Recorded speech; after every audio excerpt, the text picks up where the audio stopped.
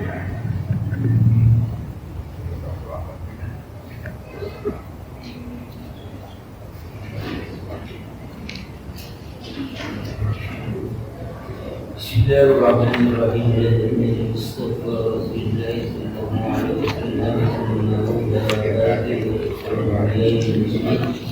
كل الصحابة أجمعين والتابعين والمجتهدين وأقوال الحديث والتفسير وفيما بينه الأدلة والبدع والجدل وعمل وأمل أقوال خلق بشيء إن كل من سوى والجميع والناس في شيء محمد محمد عبد الرحمن وفي شيء من شيء كيسمى الخلق وفي شيء من سياسه سلف وفي شيء من اجتماع الزيد اليمني وفي شيء من شيء من مشاكل في وهذا عنه الصمد وفي شيء من أنشاء هذا وفي شيء من العلم وفي شيء في ألم شيء من الكاس وفي شيء من محبرج المغرب وفي شيء من عمل في المكيس اللهم الفاتحة. الحمد لله رب العالمين الرحمن الرحيم مالك يوم الدين إياك نعبد وإياك نستعين اهدنا الصراط المستقيم صراط الذين أنعمت عليهم غير المغضوب عليهم ولا الضالين آمين. بسم الله الرحمن الرحيم الحمد لله رب العالمين والصلاة والسلام على سيدنا محمد وعلى آله وصحبه أجمعين. أما بعد فنسلك الحديث كتاب الله والحديث حديث محمد صلى الله عليه وسلم شر الأمور محدثاتها وكل محدثة بدعة وكل بدعة ضلالة. رب اشرح لي صدري ويسر لي أمري واحلل من لساني يفقهوا قولي يا فتاح يا عليم يا رزاق يا كريم افتح لنا فتوح العالم بمحمدك كرامك يا أكرم الأكرمين. سبحانك لا علم لنا إلا ما علمتنا إنك أنت العليم الحكيم وتب علينا إنك أنت التواب الرحيم. Bismillahirrahmanirrahim. Qala al-mu'allif man qala wa nafa'ana bihi wa bil fidin amin. Summa qala wa khatama as-suratu bi wa'idi dhalika ash-shakil kafiri bi ashadd al-iqabi in istamarra ala dhalalihi wa tughyani. Wa khatama as-surah. Surah ini, surah Al-Alaq ini ditutup bi wa'idi dhalika ash-shakil kafiri, dengan ancaman kepada orang yang sengsara, orang yang jahat, yang kafir, yang dimaksud dalam jahat, biasyadil iqab, dengan siksa yang sangat berat. Tapi dengan syarat isnistamarra ala dhalalihi wa tughyanhi, kalau memang dia masih meneruskan, masih melanjutkan kesesatannya dan kezalimannya.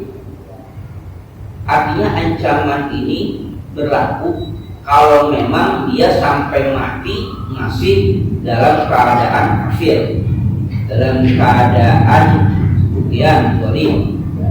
Ya. Dan juga kama amaratir Rasul al-Karimah, dan juga surah ini memerintahkan kepada Rasul yang mulia Nabi Muhammad SAW apa yang dengan ada bil isgha'i ila wa'idi dzalikal mujrimil azim, untuk tidak mendengarkan, tidak memperhatikan, tidak terpengaruh ancaman al-mujrimil azim, ancaman orang-orang yang berdosa itu. Artinya di akhir surah itu yang pertama ancaman kepada orang yang telah menyakiti Rasul, yaitu orang kafir musyrikin Makkah, lebih khusus lagi Abu Jahal.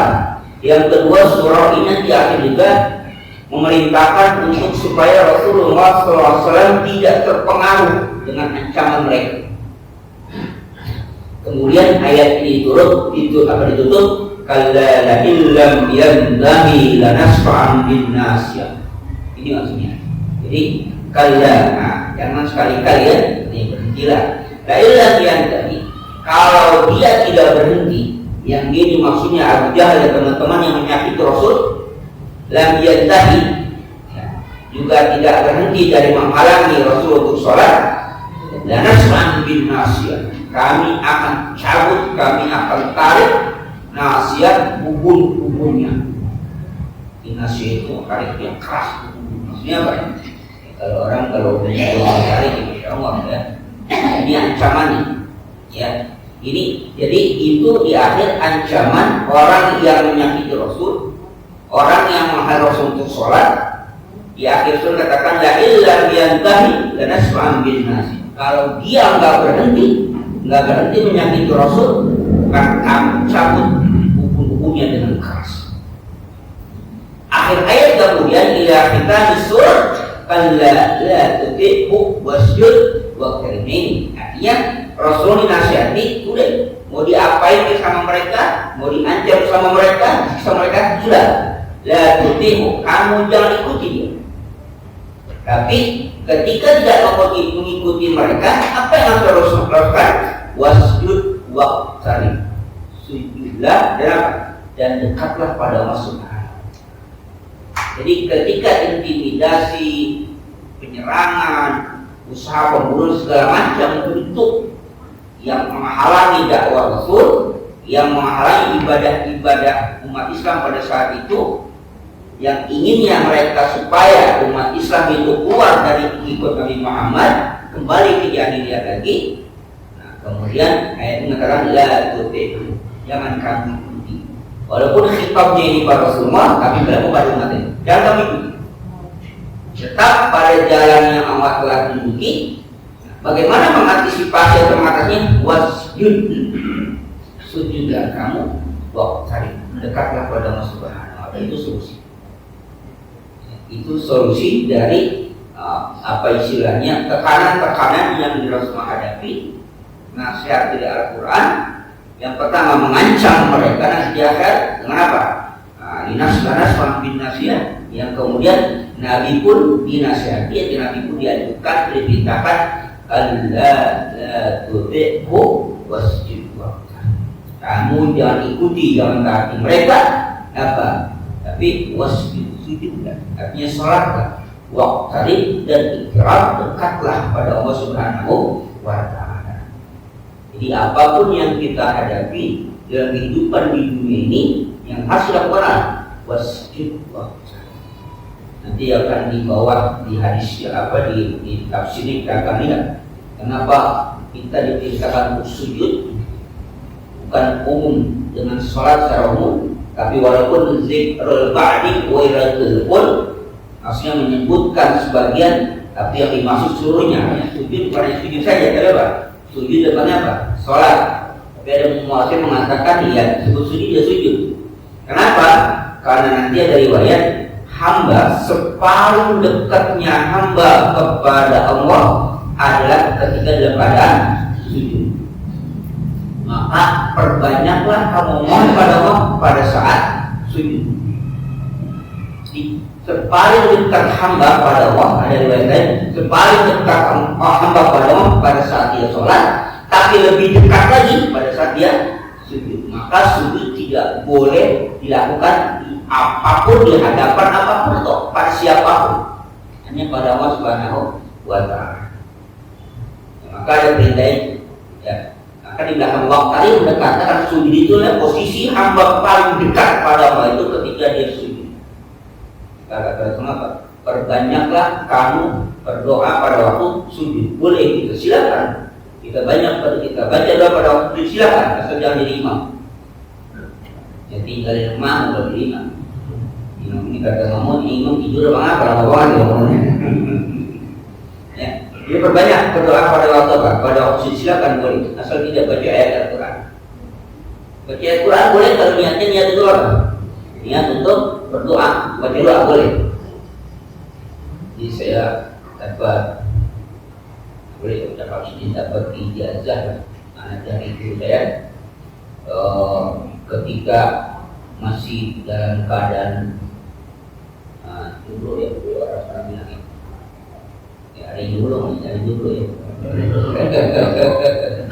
atau belum punya keturunan tapi sudah menikah, dulu kita apa istilahnya dibiasakan membaca itu pada waktu sujud, terutama pada waktu qiyamul lail, salat tahajud, waktu sujud baca itu. Itu ayat Quran, tapi ayat Quran niatkan untuk baca doa, bukan ayat Quran boleh. Jadi di konstituan dengan tujuan doa. Isinya ayat Quran. Yang masih jomblo boleh ngambil ini. Kalau mau punya bini, nggak punya doa. Tapi yang belum punya keturunan, sama ini bisa diamalkan. Mau dia tahu nggak? Oh dia tahu ya. Aku kan salah gunakan itu karena dijalankan oleh guru saya ketika melihat saya sudah beberapa tahun belum mendapatkan omongan dan salah-salahnya, lalu beliau mengasih meminta saya untuk baca itu dalam sujud, terutama pada waktu yang mulai kita sujud akhir baca Rabbi la tazarni farda wa anta khairul warisi. Baca Rabbi la tazarni farda wa anta khairul warisi. Itu hanya billah ya. Alhamdulillah. Ya alhamdulillah. Allah takdirkan kita punya keturunan, dan pada yang jomblo yang udah waktunya nikah belum nikah boleh baca itu. Nah itu doa untuk yang jomblo juga. Dan beberapa kasus testimoni yang saya pernah berikan itu pada beberapa orang, ya alhamdulillah biiznillah, belum lama saya dari diundang di provinsi Bangka Belitung itu ada seorang kepala apa di provinsi perempuan itu.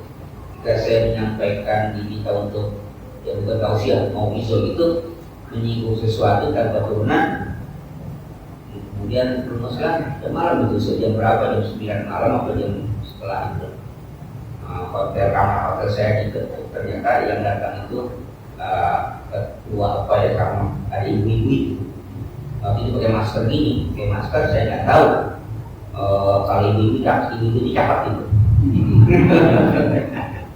asalnya jamaah gitu kan. Jadi anehnya pas dia bilang ke kamar saya sama kepala itu, Bapak tua sedang jangan tinggalin saya di sini, ada orang dari ibu kamar saya repot terus. Oh Bapak tenang aja, saya temenin. Dia buka masker, lalu mau ngomong udah nangis itu, belum ngomong udah nangis senyum. Apa dosa saya gitu ya, tapi ibu-ibu ini kok nangis kan?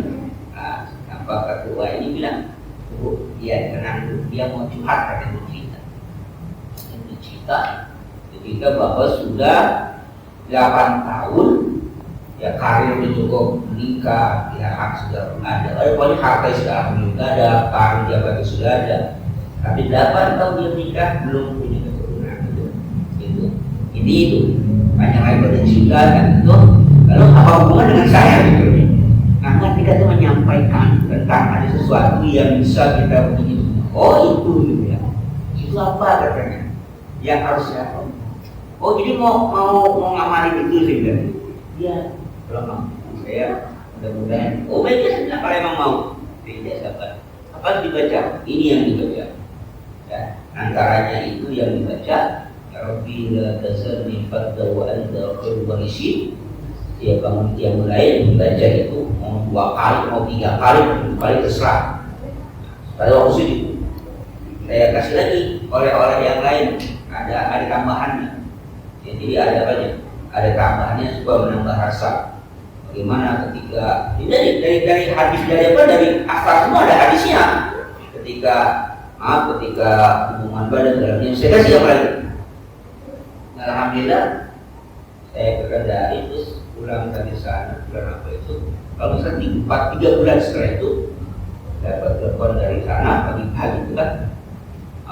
Yang telepon bukan ibunya itu, saya juga nggak mau, bukan nggak mau disemangat ibu itu loh, saya nggak tahu. Yang telepon adalah temannya, itu murid saya. Ada salam dari ibu siapa itu? Ada apa dengan ibu? Bersyukur katanya, terima kasih katanya, alhamdulillah. Saat ini dia sudah hamil 2 bulan.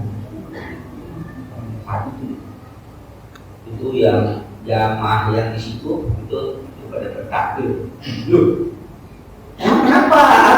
Saya nggak ngerti gitu. Apa kok dikasih tahu saya gitu? Tadinya ada salah dari ibu itu. Saya juga nggak ingat kalau ibu itu yang pernah saya ambil. Nah, kenapa diberitahu sama saya gitu? Ada apa ibu itu kok hamil saya diberitahukan?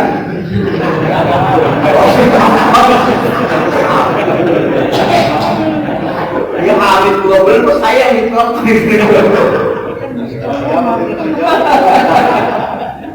Gimana telepon di samping isi lagi orang?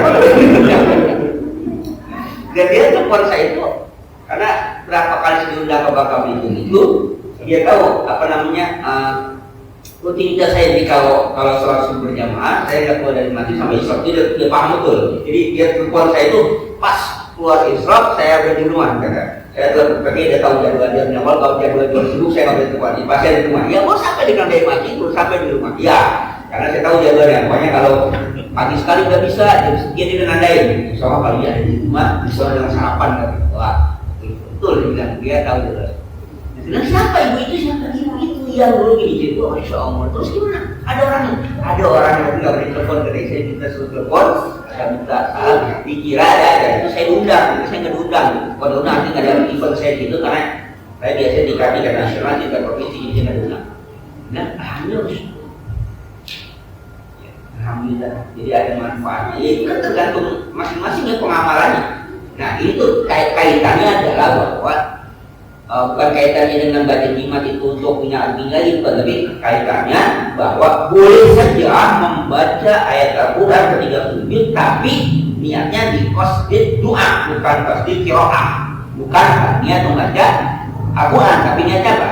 Niat untuk baca doa. Boleh ya, silakan, dianggarkan silakan ya. Ada yang masih jomblo silakan, ada yang sudah tidak punya lagi sekarang masih sendirian silakan. Mudah-mudahan ya, karena orang usahakan komen Rabbi la tazarni, artinya dia jangan kau biarkan aku fardan sendirian.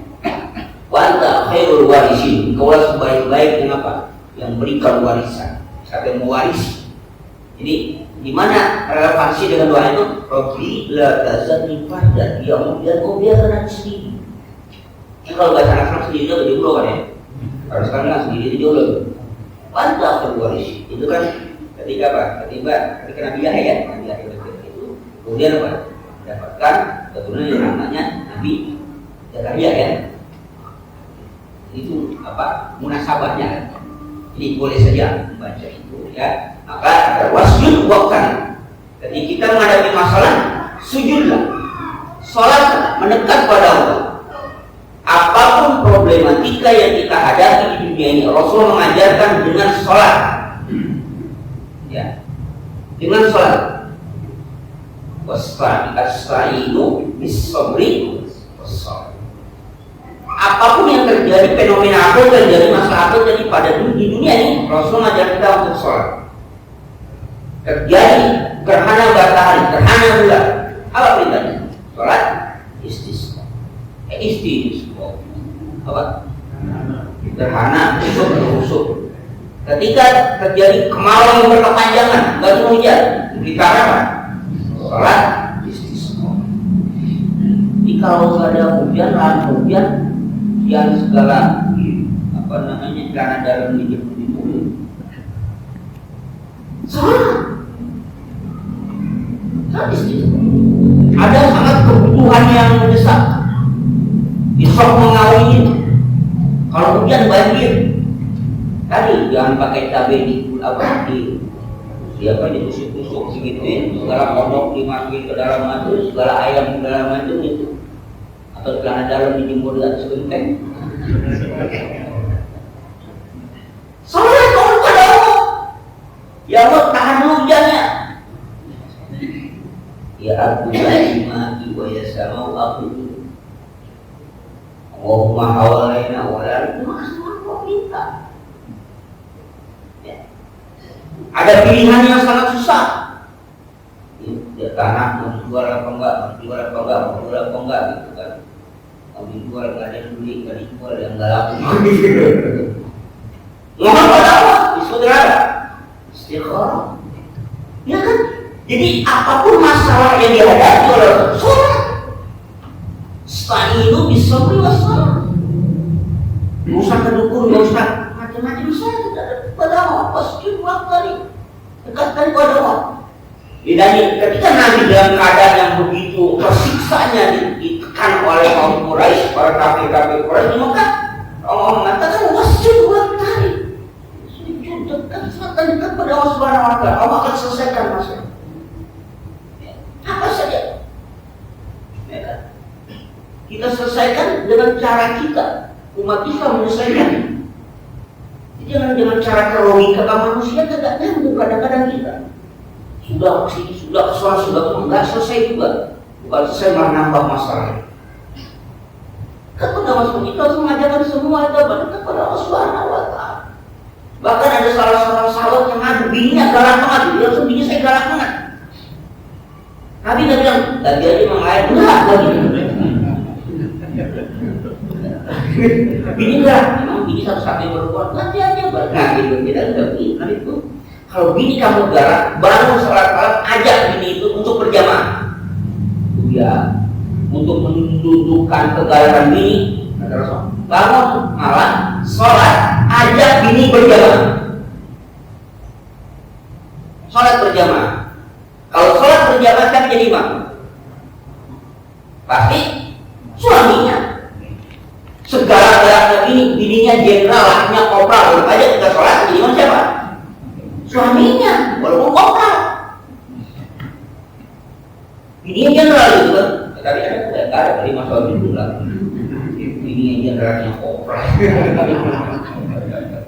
Tapi kalau bininya menteri lakinya RW ada. Jadi bininya menteri, tapi lakinya RW di komplek itu ada tuh. Yang menteri apa tuh ada yang begitu.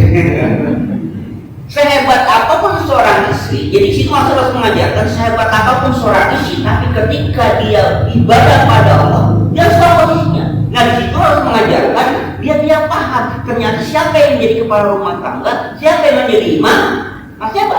Suaminya. Jadi segala-gala apapun di seorang istri, ketika diajak sholat harus patuh sama lakinya rukuk, lakinya sujud.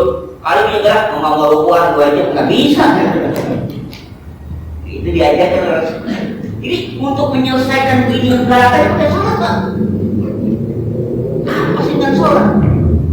Ya, di dalam kondisi apapun, ya sujudlah dan dekatlah pada Allah Subhanahu wa Ta'ala. Jangan apa? Jangan nyari jalan yang tidak benar, mencurhatkan sama siapa ya? Sama dia nanti salah masalahnya nggak selesai, nambah masalah lagi. Dan disuruhan, ya. Dekat pada Allah Subhanahu wa Ta'ala. Apapun sakit apa segala macam dekat pada Allah Subhanahu wa Ta'ala. Ya. Oke. Lanjutkan. Wa qad badat as-suratu bid-da'wati ila al-qira'ati wa ta'allum. Surah ini dimulai dengan ajakan untuk membaca dan belajar. Ya. Apa awal ayatnya? Iqra bismi rabbikal ladzi khalaq. Ayat ini dimulai bid'awati ilal qiraati wa ta'allum. Ajakan untuk membaca dan belajar. Nah, tapi kemudian wa khatamat bis salati wal ibadati. Tapi ditutup dengan salat dan ibadah. Awalnya surah ini dibuka dengan perintah membaca dan belajar, ditutupnya wa khatamat bis-sholati wal ibadah, untuk sholat dan ibadah. Ini pertanyaannya, apa hubungannya di awal untuk membaca dan belajar, di akhir apa? Ibadah. Nah, artinya mengatakan liyaqtarinal ilmu bil amal wa yatanasaqul bad'u ma'al khitab. Tujuannya adalah supaya ada hubungan, ada kontrak, ada terkaitan antara ilmu dengan amal, dan ada rangkaian permulaan dengan akhir. Jadi ada awal dengan akhir, harus ada hubungan.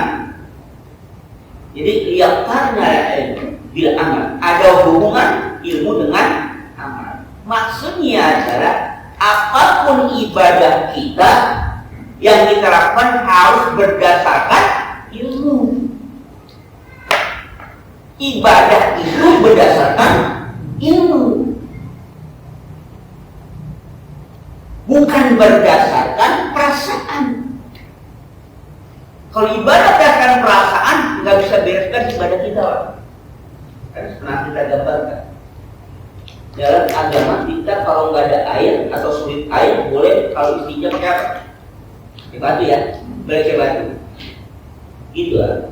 Kalau kita udah belajar pakai batu caranya begini. Tapi kalau kita coba pakai batu, coba bayangin pakai batu, enak tuh kan? Perasaan gua masih ada.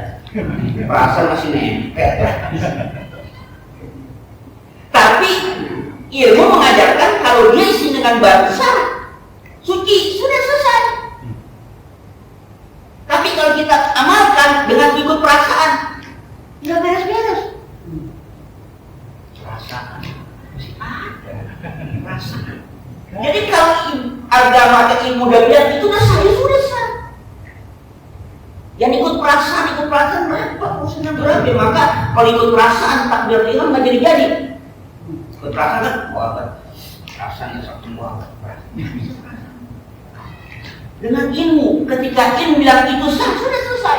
Maka ibadah dengan ilmu itu ada korelasinya, ada hubungannya. Ayat ini dibuka dengan ajakan untuk membaca dan apa? Dan kalau belajar diakhiri dengan apa? Dengan ibadah. Jadi antara ibadah dengan ilmu itu ada hubungannya. Antara ilmu dengan amal ada hubungannya. Jadi beramal harus dengan ilmu. Ibadah sudah ilmunya, bukan dengan perasaan. Kalau perasaan pengen sholat dulu 2 rakaat, jadi capek. Dengan perasaan pengen sholat subuhnya 4 rakaat apa? Lagi suger.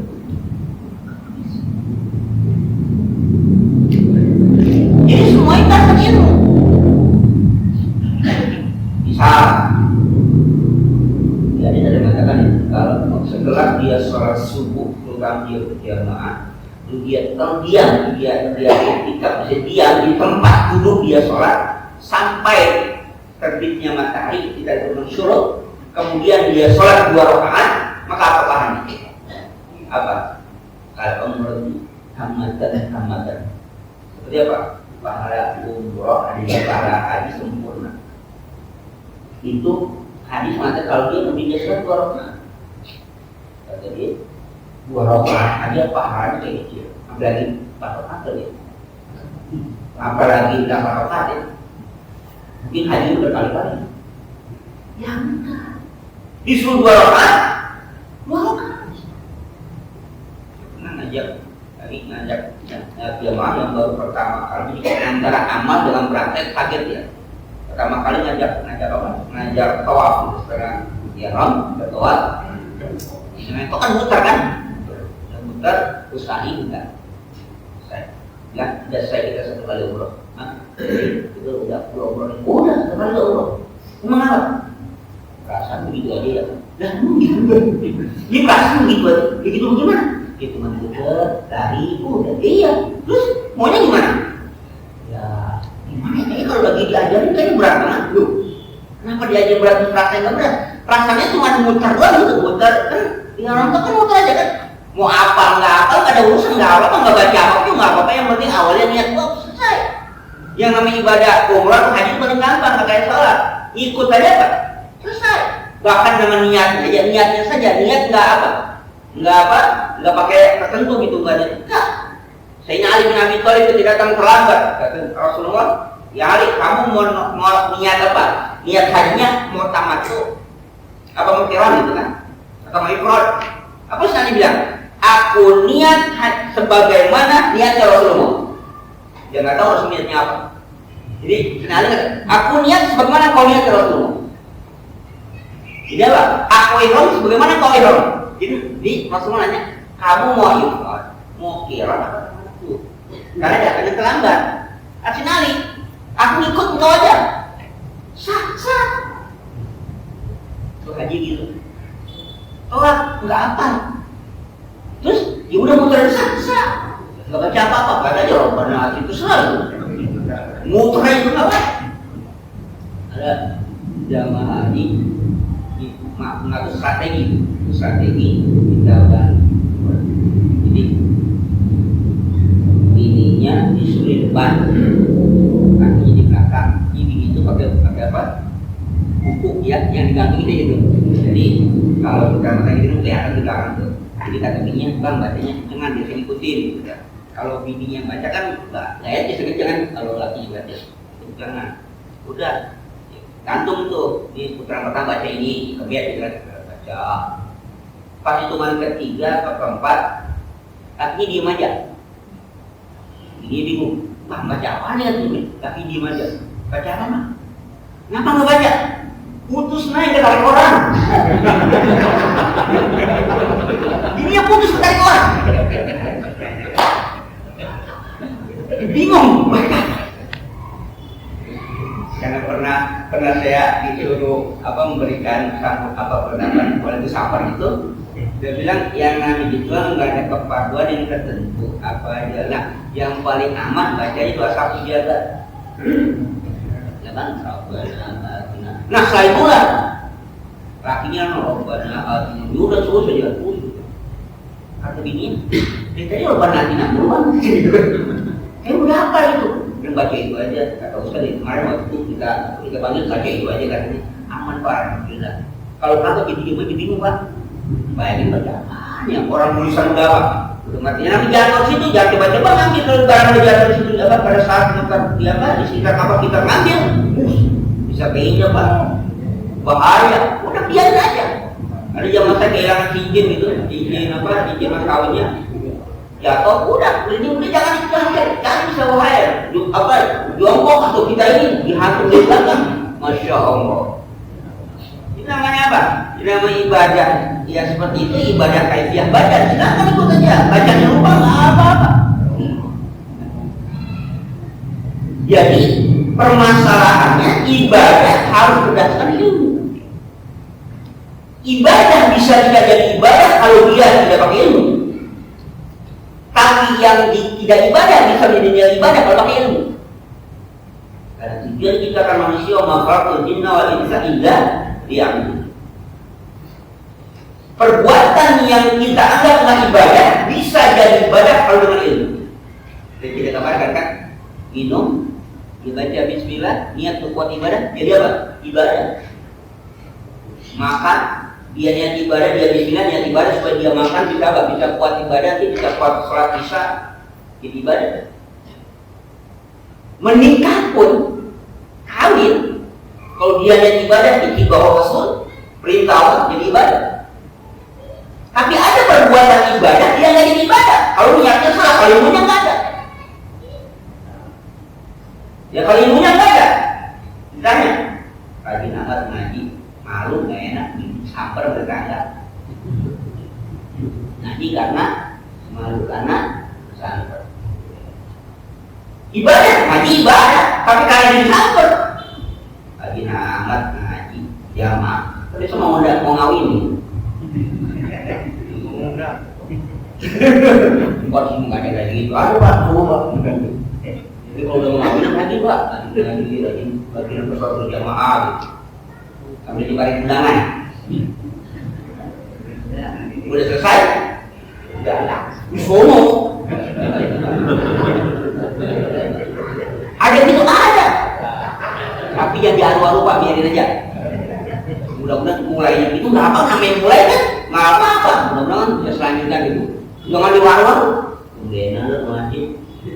Jadi bisa mengingatkan ya. Jangan Pak jangan itu biar aja. Kalau berarti kita takutnya kita ini dosa. Gua malu jadi nah karena dosa kita. Itu bisa ibadah tapi jadi nggak ibadah. Kenapa? Ada niat yang berbeda. Kenapa? Dasar ilmu. Mau keluar artinya nggak ke masjid lah apa? Entar kan belum berangkat dan mau beli rokok dan maju di masjid.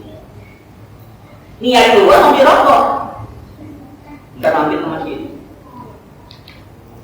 Jadi bukan ke masjid mampir di rokok, tapi apa? Niatnya keluar terus sambilan mampir ke masjid di rokok. Sholat jamaah. Yang harusnya ke masjid untuk sholat jamaah. Niat di rokok masih diniatin. Kalau niatnya beli rokok nggak ada ibadahnya. Kenapa? Karena yang ke masjid mampir. Dia salah niat. Niatnya ke masjid. Beli rokoknya masih diniatin. Kenapa? Niat beli rokok nggak ibadah. Ke masjidnya mampir. Ya kan? Ada yang kita anggap itu nggak ibadah, tapi dia ibadah. Ya soalnya kan lagi ada sekarang teman ini lagi musim kondangan nasional. Kenapa? Setiap minggu ada undangan Pak.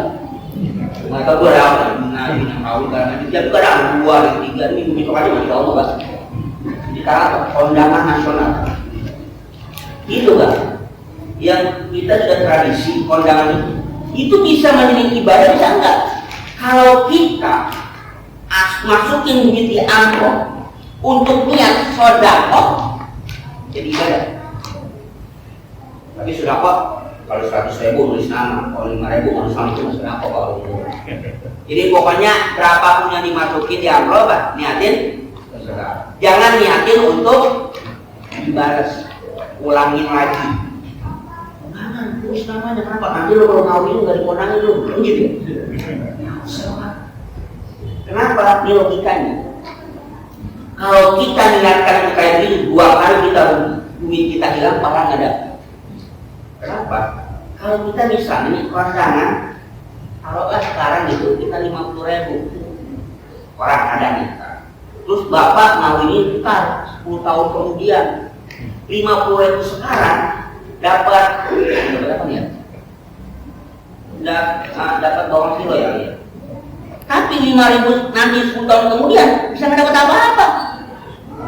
Boleh nilai nominal sama 50.000, tapi penggunaannya rugi kita, ya kan? Kenapa? Karena kita mengharapkan dikembalikan nanti 10 tahun kemudian 50.000. Ya 50.000 sekarang dapat apa? 50.000 kemudian nggak dapat apa-apa, rugi kita.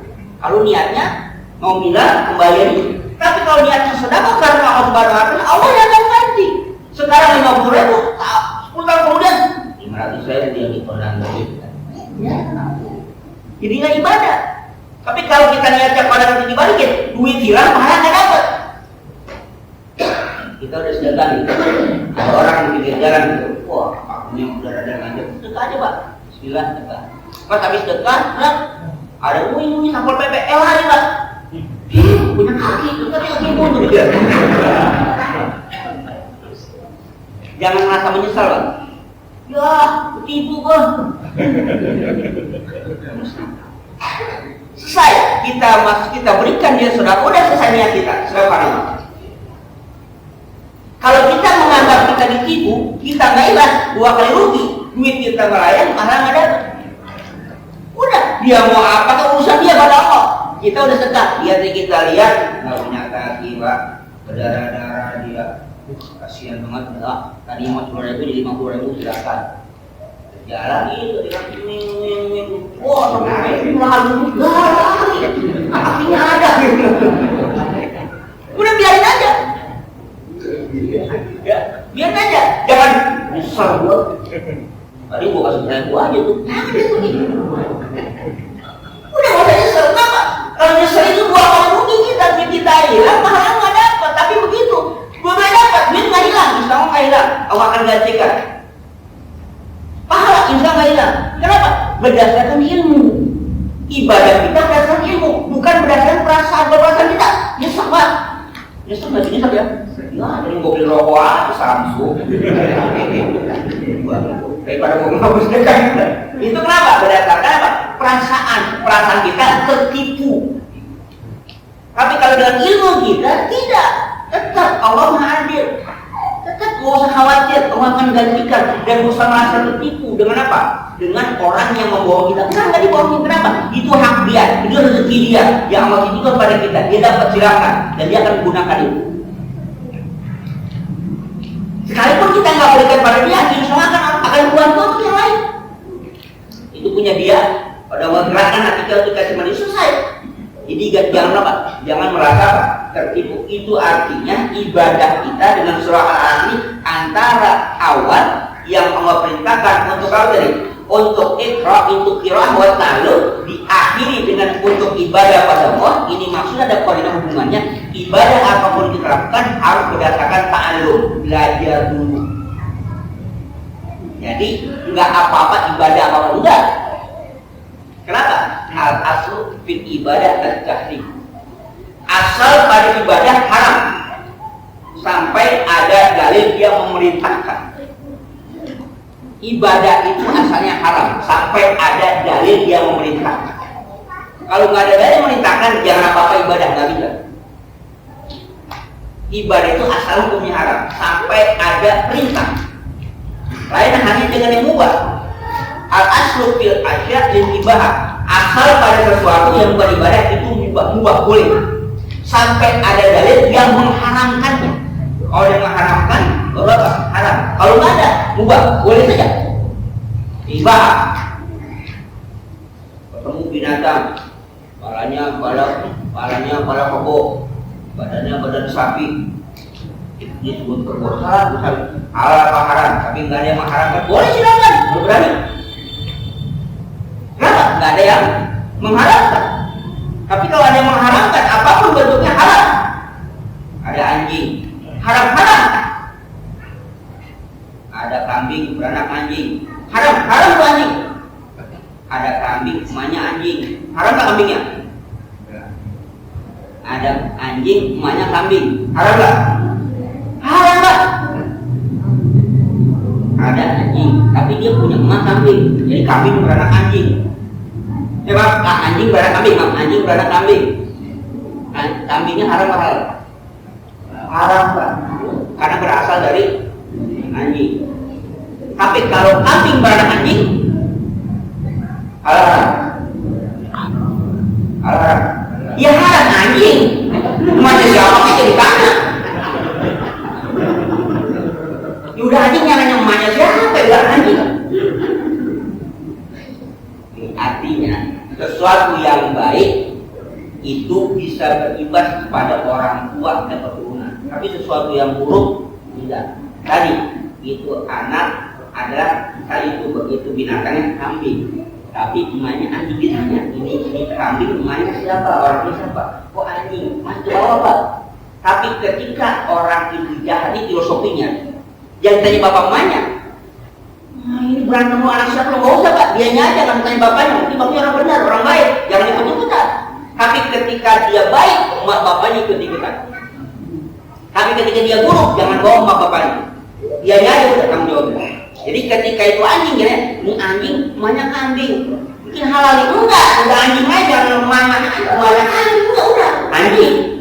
Haram. Tapi emaknya kambing, buruan. Ini jelas dianya anjing, jelas selesai. Tapi kalau dia kambing, bukan ditanya, ini kambing, tapi emaknya anjing nih, gimana nih? Nggak boleh pak. Itu kan buruknya, cabangnya, ada itu dibikin. Itu dalam kehidupan filosofinya adalah ketika kita berbuat baik, nisbah kepada orang tua, kepada emak, kepada bapak, cangking bar, itu ikutan. Tapi ketika kita berbuat berbuat jahat, orang tua nggak ikut ikutan. Ya kan? Kalau kita katakan Abdullah bin Umar, ya kan? Abdullah bin Abbas, dalam sejarah kan disebutin semua. Tapi ketika ditanya Abu Jahal, siapa bapaknya pak? Mau saya tahu kok bapaknya, biarin aja orang gila gini. Tapi ketika Abu Bakar Siddiq, bapaknya ketahuan. Tidak pak, yang baik-baik nisbahnya ke atas. Maka ketika kita nyebut Abdullah bin Umar, itu penghormatnya radhiyallahu anhuma. Kenapa anhuma? Karena Abdullah dan bapaknya Umar bin Khattab sama-sama beriman pada sahabat, maka radhiyallahu anhu, penghormatan anak dan kedua orang tua, anak baik. Tapi sekali lagi, kalau yang jahat, tidak ada penghormatan pada yang jahat, juga tidak ada pencelaan pada bapak emaknya. Tidak ada. Jangan masak.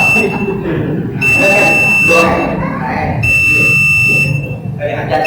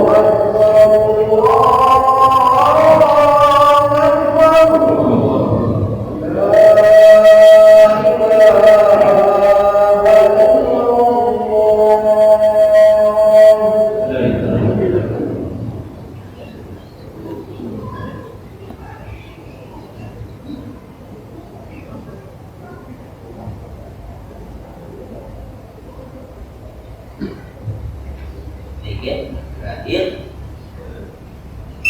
kalau kita beribadah tanpa ilmu, ketika salah dalam ibadah itu tidak berdosa. Tapi ketika kita sudah tahu tapi nggak mau atau nggak bisa, nggak mau mengerjakan, itu yang berdosa. Kalau dia belum tahu, dia nggak amalkan, dia nggak berdosa karena belum tahu. Atau dia kerjakan tapi tanpa dia belum tahu, tapi salah, nggak berdosa. Tapi kalau sudah tahu kemudian dia tidak amalkan, ini yang berdosa. Ya. Jadi kalau dia lakukan jahil, orang jahil ada hukum. Jadi kalau dia tidak tahu, dia belum belajar, ibadahnya salah, itu nggak berdosa. Atau dia nggak belum mengamalkan, belum mengerjakan karena belum tahu, nggak berdosa. Tapi ketika dia sudah tahu, dia sudah paham, dia sudah ngerti, tapi dia tidak amalkan, maka itulah yang berdosa. Mudah-mudahan kita sedikit ada banyak kita bisa mengamalkan ilmu summa qala al-lughatu wa ma'al-shor al-fatihah. Walhamdulillah.